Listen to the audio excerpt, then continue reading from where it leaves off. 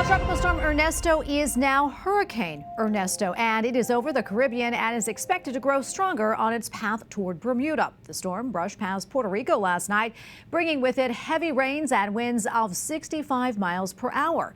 Forecasters have issued a hurricane watch and tropical storm warning for the U.S. and British Virgin Islands. The storm is set to be near Bermuda by Friday.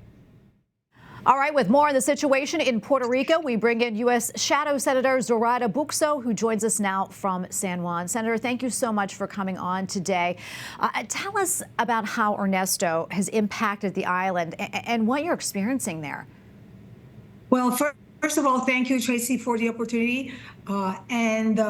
We feel that the greater danger is over. Tropical Storm Ernesto is gone.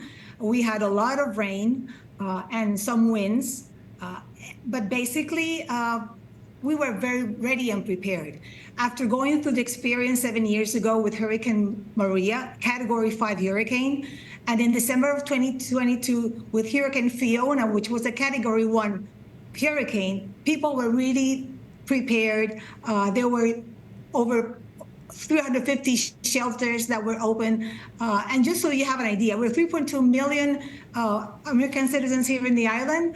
Back in Hurricane Maria, there were like 15,000 people that used the shelters. And now probably we're over-prepared because we opened almost 350 shelters by the central government, in public schools, community centers, even municipalities.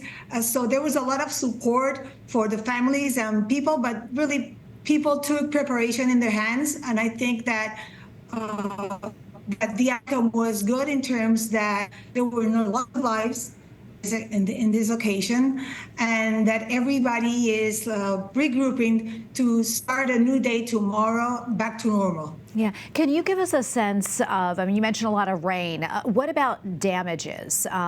Any flooding? Can you give us an idea of what the island has experienced?